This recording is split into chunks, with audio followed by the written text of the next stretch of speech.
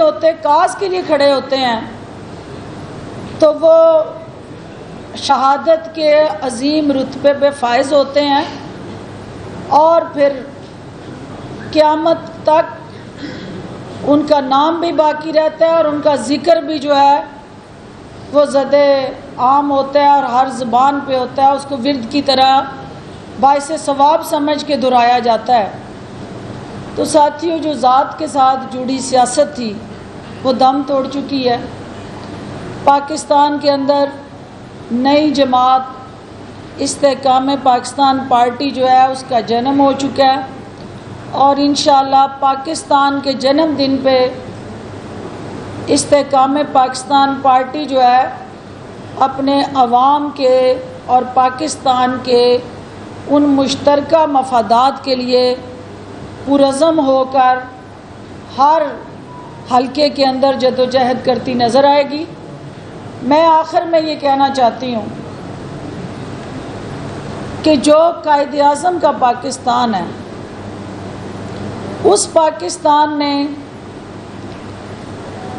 ہم 75-76 سال سے اس کے متلاشی ہیں کہ جس پاکستان کے لیے قائد نے جدوجہد کی تھی وہ پاکستان کہاں کھو گیا، جہاں غریب اور امیر کے درمیان یہ جو بڑھتے ہوئے فاصلے ہیں، یہ امیر اور غریب کے درمیان جو ایک آپ دیکھ رہے ہیں خلیج ہے اور وہ وسیع ہو رہی ہے ہر آنے والے دن میں۔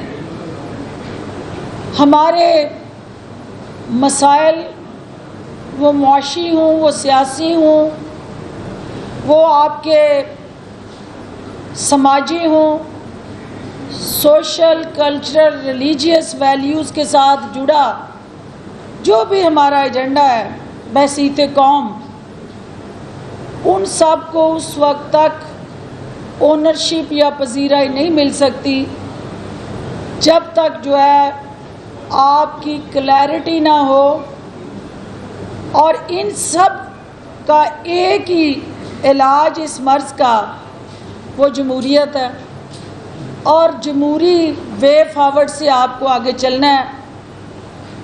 جمہوریت کا مطلب سیاسی جماعتوں کے اندر بھی اس جمہوریت کی جھلک نظر آنی چاہیے۔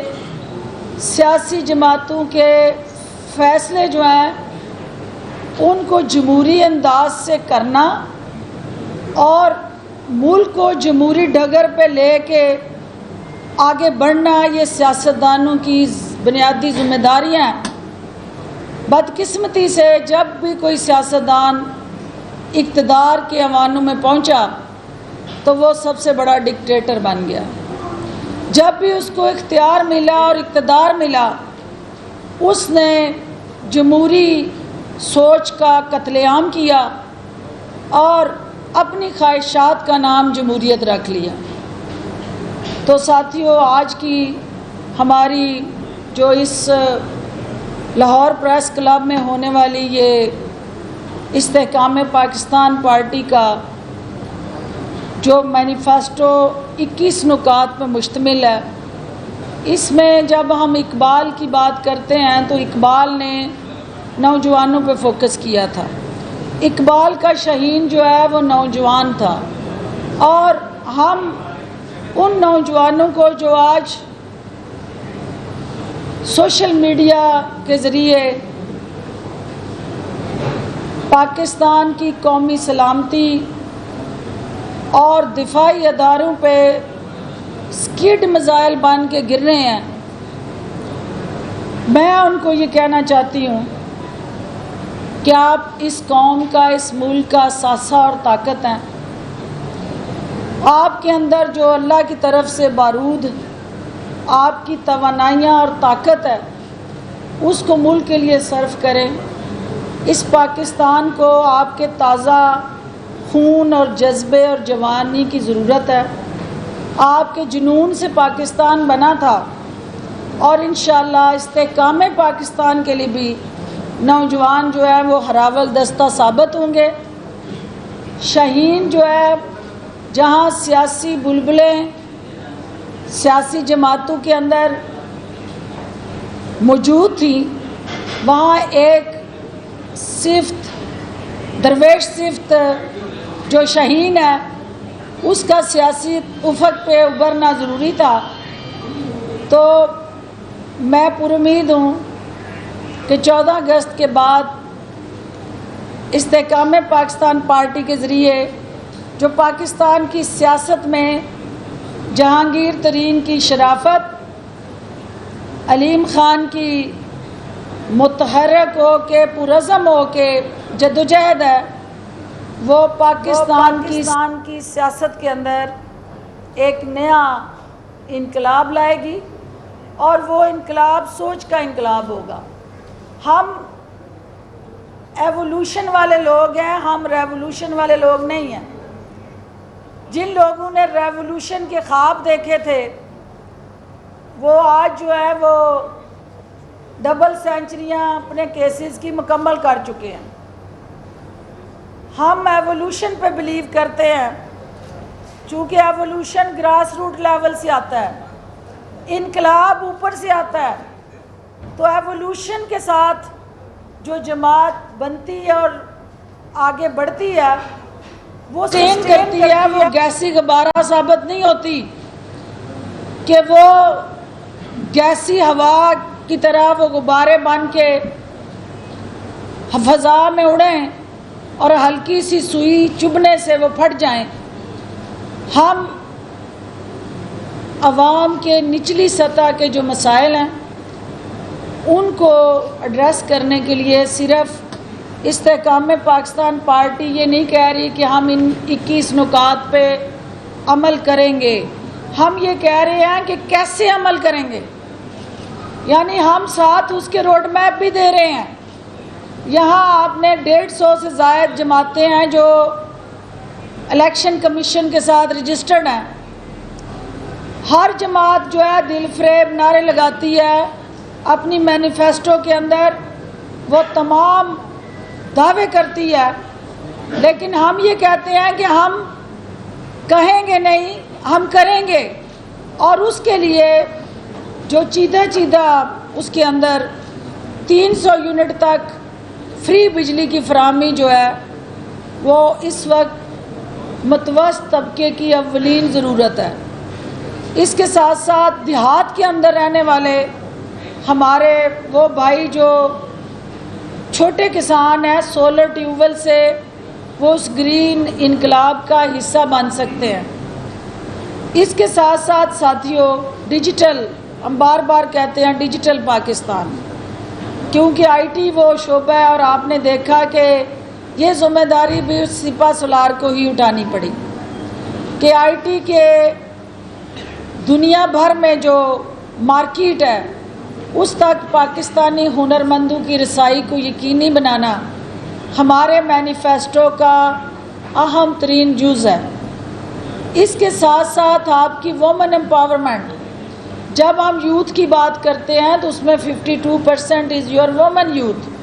پہلی دفعہ پاکستان میں ہم نے ان خواتین کو جو لائبلٹی جن کو سمجھا جاتا ہے، جسم کا ایک ایسا حصہ جس کو آپ یہ سمجھتے ہیں کہ یہ فالج زدہ ہے، اور ایک ہاتھ سے ایز اے میل آپ کام کرتے ہیں اور فیمیل کا ہاتھ آپ کے ہاتھ کے ساتھ نہیں جڑتا، جس کی وجہ سے معاشی مورچے پہ اس قوم کو مشکلات درپیش ہیں، کیونکہ میں بار بار کہتی ہوں کہ دنیا میں اب اکنامک فرنٹ پہ جنگیں جو ہیں وہ صرف اور صرف اکنامک انڈیکیٹر کے ذریعے لڑی جانی ہے۔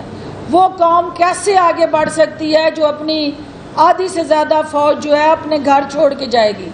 معاشی محاذ پہ آپ نے لڑنا ہے تو آپ کا جو ان یوٹیلائزڈ آرگن ہے باڈی کا، دوسرا ہاتھ، اس کو متحرک کرنا ہے، اور اس کی ریسپی استحکام پاکستان پارٹی جو ہے اپنے مینیفیسٹو میں لے کے آئی ہے۔ ہم ان خواتین کو جو دیہات میں بیٹھی ہیں یا شہروں کی اربن سوسائٹی کا حصہ ہیں، دونوں کو ہم خود مختار بنانے جا رہے ہیں، اور اگر آپ نے ہمیں موقع دیا اور قوم کا ہمیں مینڈیٹ ملا تو انشاءاللہ آپ دیکھیں گے کہ استحکام پاکستان پارٹی معاشی محاذ پہ بھی اور سیاسی محاذ پہ بھی پاکستان کو مستحکم بنائے گی۔ میں ان الفاظ کے ساتھ آپ سب کا شکریہ ادا کرتی ہوں، اور یہ چونکہ سیاسی جو اس وقت اگست کے مہینے میں بڑھتی ہوئی نمی ہے، اس کے اندر بہت سارے آپ کو سیاسی منظر نامے کے اندر تبدیلیاں نظر آئیں گی۔ جو آج آپ کو نظر آ رہا ہے، یہ مڈ آف اگست میں یہ چیزیں آپ کو نظر نہیں آ رہی ہوں گی، کیونکہ سیاست کا منظر نامہ اگست میں ہی بدلے گا، کیونکہ قیام پاکستان اگست میں، استحکام پاکستان بھی اگست میں ہی ہوگا انشاءاللہ۔ اور آپ سب کی میڈیا کی میں آخر میں، چونکہ قرآن پاک کی بے حرمتی کے حوالے سے یہاں بات بھی ہوتی رہی، مجھے بھی موقع ملا ہے تو سویڈن اور ڈنمارک میں جس طرح سے ہمارے جذبات سے کھیلنے کی جو کوشش ہو رہی ہے، مسلمانوں کو اکسایا جا رہا ہے، مسلمانوں کو باضابطہ انتہا پسندی کی طرف لے جانے کے لیے یہ ایک منظم دہشت گردی کی سوچ ہے جو دنیا کے اندر امن کی دشمن ہے۔ اس قسم کی حرکتیں کر کے مسلم امہ کو للکارا جا رہا ہے اور ہمارے ایمان کا امتحان لیا جا رہا ہے۔ تو انشاءاللہ استحکام پاکستان پارٹی کے پلیٹ فارم سے ہم جہاں پاکستان کی تعمیر و ترقی کے امین بنیں گے، وہاں ختم نبوت ہمارا جو ہے سب سے پہلا مینیفیسٹو کا جز ہے۔ تو میں نے وہ 21 نکات اس لیے نہیں گنوائے کہ وہ میں نے سارے آپ کو سرکولیٹ کر دیے ہیں، آپ کے پاس وہ کاپیاں ہیں، اور میں پوری امید ہوں کہ انشاءاللہ ان 21 نکات میں ہی پاکستان کی تعمیر و ترقی اور خوشحالی کی کنجی ہے، اور انشاءاللہ پاکستان آگے بڑھے گا۔ آپ کا بہت شکریہ۔ جی باری باری تعارف کروا کے باری باری کریں۔ اس کے بعد اس رکنے میں 5 نکاتی پروگرام بھی دیکھا۔ آج آپ کی پارٹی کا 21 نکاتی ایجنڈا ہے جو آپ نے مینیفیسٹو دیا ہے، اس میں یا میں پڑھ نہیں سکا یا آپ نے لکھنے میں بہت احتیاط برتی ہے، اس میں نہ تو اس وقت جو ملک کا سب سے بڑا مسئلہ بیرونی قرضے ہیں، دوسرا جو ہمارے ڈیفینس کے ایشوز ہیں ان ساری، اور دوسرا جو علاقائی صحافت ہے، یہ 3 ایشوز ایسے ہیں جن سے بہت احتیاط برتی گئی ہے۔ آپ کی پارٹی یہ کسی اور کے ہینڈ اوور کرنا چاہتی ہے یا اس سے پیچھے ہٹنا چاہتی ہے؟ یہ ساری چیزیں اس میں آپ سے مسنگ رہ گئی ہیں یا آپ اس کو کور نہیں کرنا چاہ رہی آپ کی پارٹی؟ دیکھیں، سب سے پہلی بات یہ ہے کہ جب ہم سیاسی استحکام اور معاشی استحکام کی بات کرتے ہیں، سماجی ناانصافیوں کے خلاف ڈٹ کے کھڑے ہونے کا عزم دہراتے ہیں، تو یہ وہ سارے شعبے ہیں، وہ ڈاکٹرز ہوں، صحافی ہوں، وکلا ہوں، ٹیچرز ہوں، سول سوسائٹی کے جتنے بھی سیگمنٹ ہیں، وہ سب ہمارے دل کے اتنے قریب ہیں، اور ان سب کے تحفظ کے لیے ہم اپنی جو جدوجہد ہے اس کا اعادہ کر رہے ہیں۔ کسی ایک شعبے کو ہائی لائٹ مینیفیسٹو میں نہیں کیا جاتا۔ صحافت ریاست کا چوتھا ستون ہے، اور جب ہم ریاست اور سیاست کو اکٹھا کرنے کی اور یکجا کر کے متحد کر کے پاکستان کو طاقتور بنانے کی بات کرتے ہیں، تو یہ کیسے ہو سکتا ہے کہ جب ریاست کی اس چوتھے ستون کو ہم نظر انداز کر دیں؟ وہ اس کا حصہ ہے۔ اور جو معاشی استحکام کی ہم بات کرتے ہیں، تو دفاع کا جو آپ کا نیشنل سیکیورٹی اسٹریٹجی کا اہم ترین کمپوننٹ جو ہے وہ ڈیفنس ہے، اور ڈیفنس پالیٹکس اور آپ کا جو صحافت ہے، یہ آپس میں جب تک جڑتے نہیں ہیں مکمل ہی نہیں ہوتا، پاکستان کا وجود ہی مکمل نہیں ہوتا۔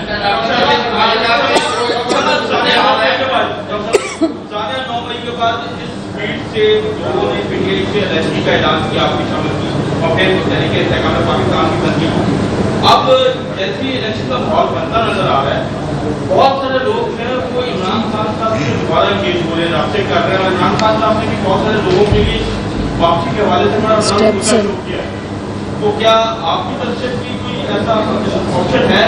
आप भी जा सकती हैं और बाकी लोग देखें, सबसे पहले तो देखना है कि इलेक्शन में इमरान खान साहब किधर होते हैं। सबसे पहले तो आपको इस चीज़ का अयादा करना है कि जिस जमात ने सियासी अफक के ऊपर, रियासत के ऊपर, पाकिस्तान की असास के ऊपर हमलावर हुई, तालिबान, टीटीपी, पाकिस्तान मुखालफ सोच रखने वाली दहशतगर्द तंजीमें जो हैं उनका हम सुनते रहे हैं कि उन्होंने GHQ पे हमला किया, उन्होंने थाने जलाए, थानों को तबाह किया, उन्होंने शोहदा की यादगारों की बेहुरमती की। तो अगर कोई सियासी जमात ये काम करेगी तो आज भी आप उसको सियासी जमात समझते हैं। सियासी जमात के ये काले करतूत नहीं होते, वो सियासत करती है सियासी लिबादे में। ये दहशतगर्दाना कार्रवाइयाँ और इंतहा पसंद सोच जो है, ये इसको सियासत नहीं कहते। ये ज़ात का दर्द है, इक़्तिदार का दर्द है। तो जो मुहिब वतन पाकिस्तानी है वो किसी सूरत भी उस दीमक ज़दा सियासत का हिस्सा नहीं बनेगा। आप देख रहे हैं कि इस वक्त इज़राइल की बेचैनी आपको नज़र आ रही है हिंदुस्तान के चैनल्स के ऊपर। इस जमात की पजीराई, मुझे एक साथी कह रहा था कि उनके जो टिकटॉकर बने हैं तो इतने मिलियन फॉलोअर हो गए हैं। मेरे प्यारे भाई, आप साहब वज़ीर आज़म बन जाएं, पूरी दुनिया के अंदर मुझे कोई एक ऐसा वज़ीर आज़म बता दें कि जिसने मुल्क की राज़ों के तहफ़्फ़ुज़ की कसम खाई हो, ओथ लिया हो और फिर वो टिकटॉकर बन के उन्हीं राज़ों को बैनुल-अक़वामी सतह पे बेचने के लिए प्लेटफार्म बना ले। पाकिस्तान मुखालफ चूरन जो है वो आप बेचे। 1 मिलियन नहीं, 2 मिलियन नहीं, वो कई मिलियन, वो तो 1.5 बिलियन का मुल्क है, वहाँ पे शेयर हो जाएगा। इज़राइल उसको शेयर करेगा। पाकिस्तान के कौमी इदारों और दिफा के ज़ामन जो हमारे इदारे और शख्सियात हैं, जब आप उन पे उंगली उठाते हैं, जहर उगलते हैं, तो ये पाकिस्तान मुखालफन के लिए पसंदीदा सबक और पसंदीदा नैरेटिव है। वो इसको आपस में शेयर करते हैं और मेरे नादान सोशल मीडिया के उनसे मोहब्बत करने वाले वो देख देख के खुश होते हैं। कितने हो गए हैं, इतने हो गए। अभी वो पाकिस्तान मुखालफिन जहाँ जहाँ छुपे हुए थे वो उस ट्रैफिक को बाय और ऑक्युपाई कर रहे हैं। लिहाजा मुहिब वतन जो है वो पाकिस्तान के साथ खड़े हैं। मुहिब वतन जो है वो ये समझते हैं कि यहाँ पे लोगों को फांसियाँ हुई, कोड़े लगे, इस मुल्क के अंदर बेसिक फंडामेंटल राइट्स मुअत्तल रहे, लेकिन इज़राइल टस से मस ना हुआ। तो अपने बगल बच्चे के लिए इतना दर्द कि वो UN फोरम पे भी अपना गठजोड़ जो है वो एक्सपोज कर गया।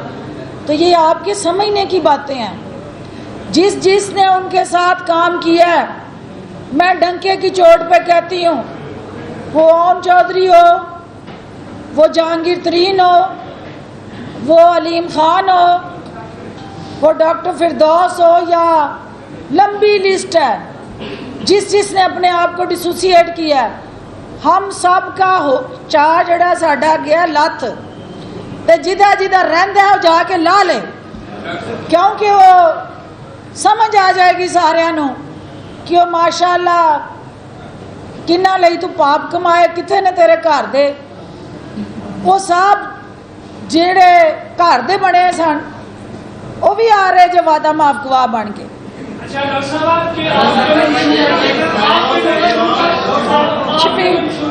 نیچے بیٹھ جاؤ بیٹے، بیٹھ کے کر لو نا، کیمرہ پیچھے بیٹھ کے کر لو سوال۔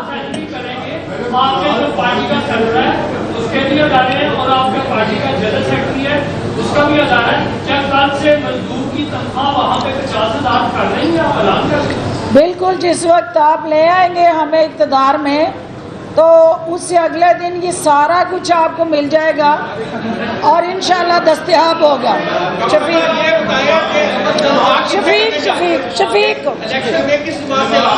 شفیق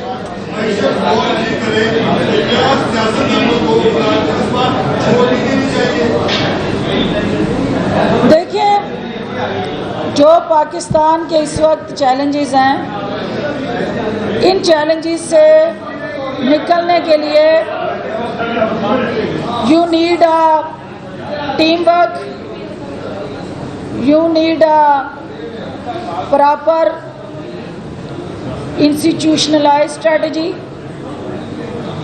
آپ یہ بھول جائیں کہ کوئی ایک جماعت، کوئی ایک شخصیت یا کوئی ایک فرد جو ہے ان مسائل سے پاکستان کو نکال سکتا ہے۔ اب آپ کو اپنے سیاسی رویے، سیاسی سوچ اور سیاسی محاذ پہ جو حکمت عملی ہے اس کو از سر نو ترتیب دینا ہے۔ آپ نے سب سے پہلے پاکستان کا مفاد یقینی بنانا ہے، اس کے بعد یہ باقی چیزیں ہیں۔ اس وقت پاکستان اندرونی اور بیرونی خطرات میں گھرا ہوا ہے۔ ان خطرات سے باہر نکلنے کے لیے پاکستان کو ایک متحدہ قوم کی ضرورت ہے، اور اس قوم کو لیڈ کرنے کے لیے ایک ایسی قیادت کی ضرورت ہے جو اپنی ذات کی نفی کر کے اپنی کاز کو سپریم کرے اور آگے لے کے چلے۔ آخری سوال بٹی صاحب کا۔